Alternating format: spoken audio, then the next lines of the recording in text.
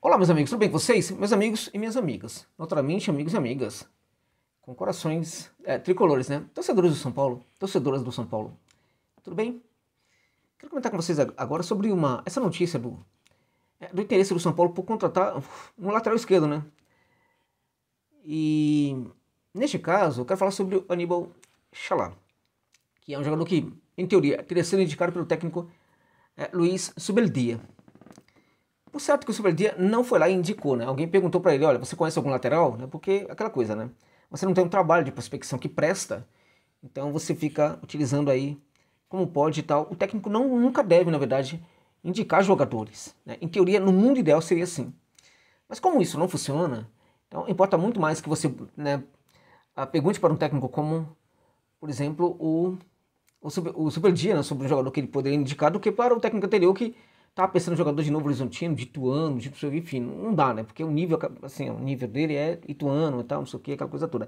Aí você já apareceu aí, precisa ofender, não sei o que, tá defendendo, vai lá, pega pra você o tal do Carpini, o bebezão, e cuida do bebezão, entendeu? Não vou aqui, não tô falando mal do bebezão, tô falando do trabalho do bebezão, é bebezão mesmo, não tô nem aí pra ele, entendeu?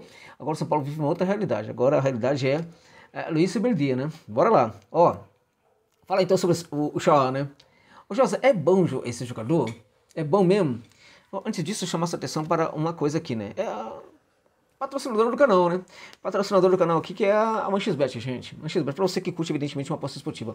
ManchesBet é uma gigante do mundo das apostas, né? Que patrocina inúmeras equipes aí enormes, gigantescas do futebol mundial. O Liverpool, o Barça, entrega muita confiança, muita credibilidade. É tida como uma das mais confiáveis do mundo, né? Naturalmente lá na Europa, né? Mas não é somente por isso, não. Ah, entrega rapidamente os seus lucros também. Mas não é somente por isso, não. O OneXBet agora está te dando um bônus de até R$ 3.000, gente, no primeiro depósito.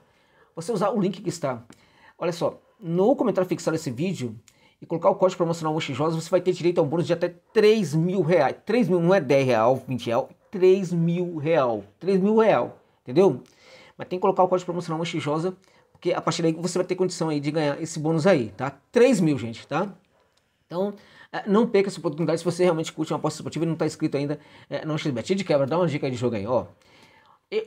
Eu acho assim, eu não torço pro São Paulo. Ah, então tudo bem. Ah, eu torço pro São Paulo. Ah, então não sei. Porque eu acho que a gente não deve apostar em time que, entende?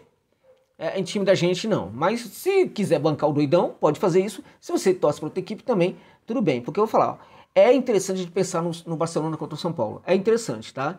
E aí eu diria pra você que a gente não sabe que vai ser São Paulo, não dá pra saber. Eu vou em gols, né? Eu vou em gols. Eu acho que esse jogo vai ter no mínimo 2 gols, tá?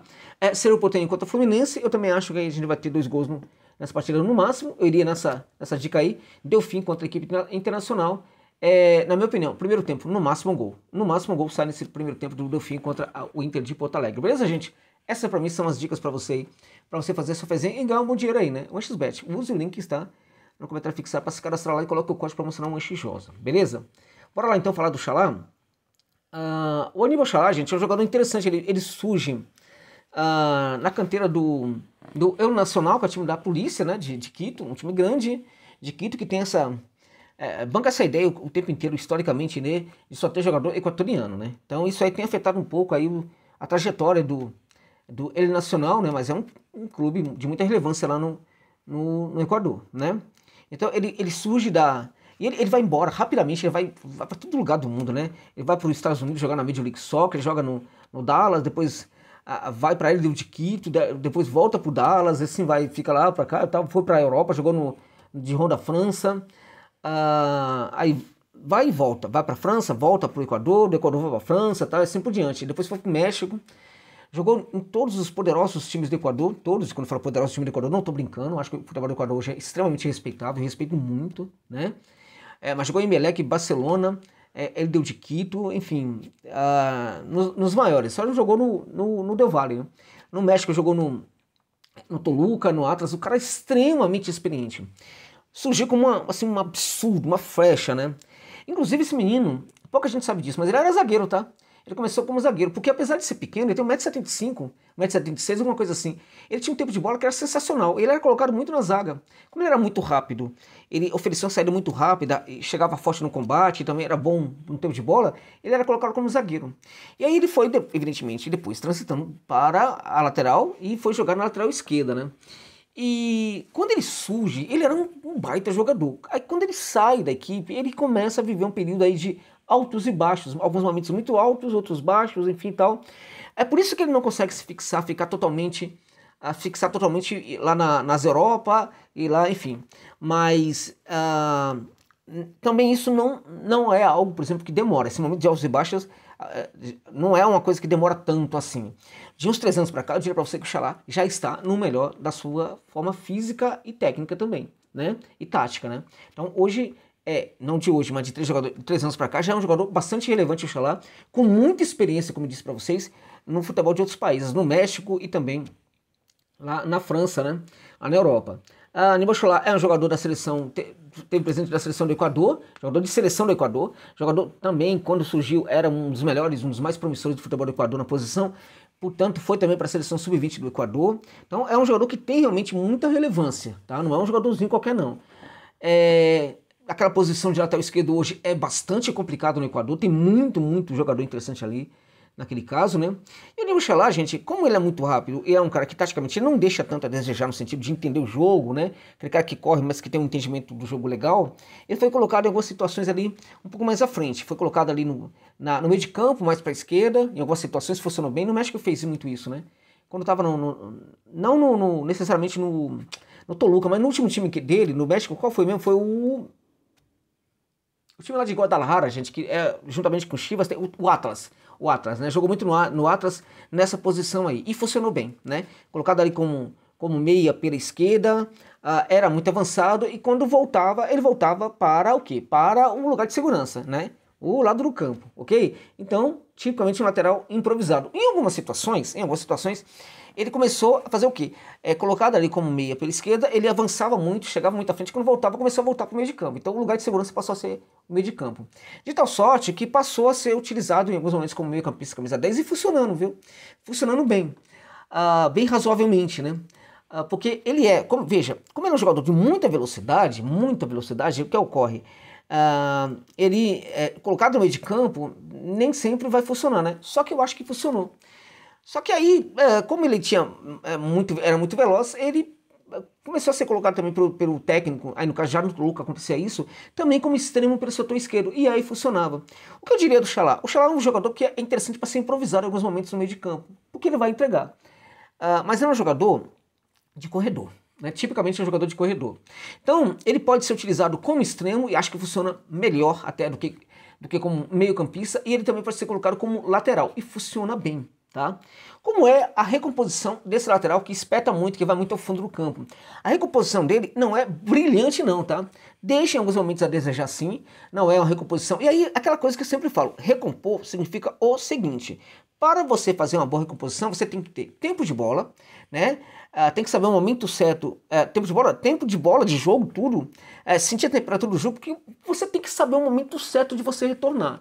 Isso não é para muitos, tá? E você também tem que ter, na medida possível, velocidade, né? Para você poder voltar rapidamente ali para a linha defensiva.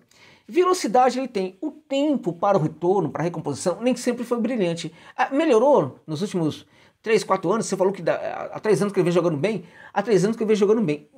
Da última temporada para cá, eu acho que teve uma evolução nessa questão da recomposição. Mas é algo nele que eu ainda acho que deixa um pouco a desejar, tá? Qual é o problema disso? Pode não ser nenhum, gente. Se a gente parar e pensar o que era o Marcelo no Real Madrid, era uma piada, né, em termos de recomposição, né? Era horroroso em termos de recomposição.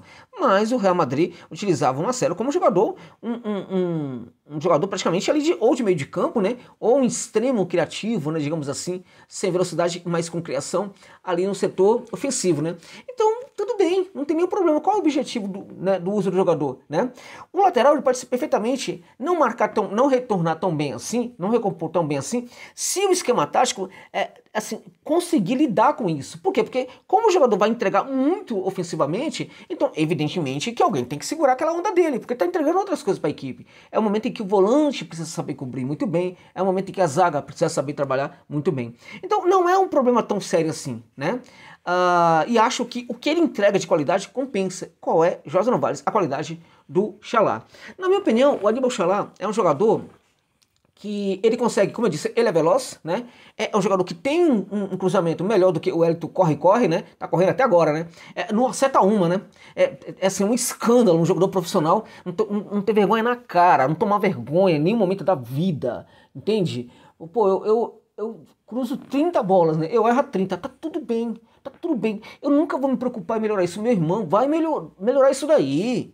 Por que não ter um compromisso com a melhora, sabe? Então, acabou a hora do treino, vou pra casa, vou curtir a vida, ganho baita salário mesmo, que eu tenho que me preocupar. Quando eu tiver terminando o contrato, eu vou ficar fazendo chantagem pra ganhar um contrato ainda maior, ou então vai vir outro time querendo me contratar, não sei o quê. É isso, gente. Jogador brasileiro é isso, muito acomodado. Claramente que não todos, mas o Wellington corre, é isso aí que a gente já conhece, né?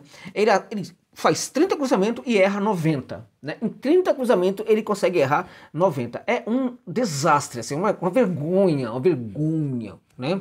Vergonhoso esse tipo de comportamento desse jogador.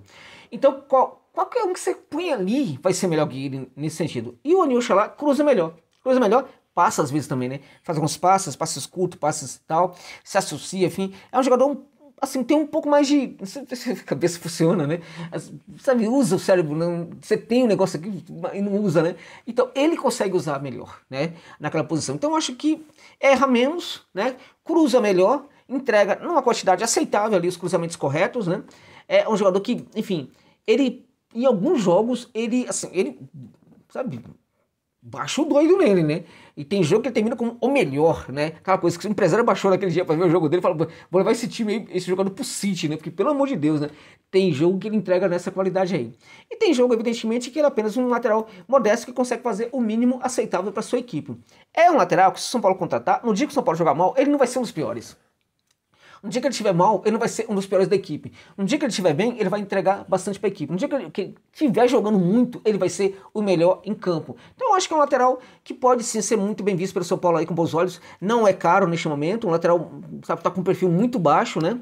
E um dado importante, vai jogar o jogo contra o São Paulo, os dois jogos contra o São Paulo ele vai jogar. Então é um motivo para você avaliar, olhar para todo o desempenho dele e até lembrar de coisas que eu falei. Claramente que um jogo não é amostra, né? Então o cara jogou mal, falhou em todos os jogos, mentiu. Não, é só um jogo, não é uma amostra. Mas dá aí a entender alguma coisinha sobre aquilo que foi dito aqui. Então eu acho que em teoria um lateral é interessante esse reforço para o São Paulo. Baixo perfil, um jogador de nível de seleção do Equador, não é pouca coisa nos dias de hoje, né? Um jogador que consegue fazer muito bem o corredor, pode ser utilizado como extremo em alguns momentos, pode ser utilizado perfeitamente como lateral defensivo, fecha o corredor, tá? Em linha, fecha o corredor, sabe marcar, não compromete, sabe marcar muito bem ali, enfim, até mesmo porque já foi até um zagueiro, tem esse cacoete aí de ser zagueiro. Então quando tá fechando o corredor em linha defensiva, ele também manda muito bem. Nesse sentido, eu diria para vocês que, em teoria, seria um reforço interessante para o São Paulo. Eu apostaria nessa contratação. Tá bom, gente? Gostou da análise? Curte muito? Acha que é possível? Você pode fazer isso? Manda um valor demais para dar uma força aqui para o trabalho. Mas, independente disso, deixa o like. É importante, deixa o like, comente, compartilhe com seus amigos, tá? Muito obrigado pela gentileza. É isso. E sorte ao São Paulo, sempre, né? É isso.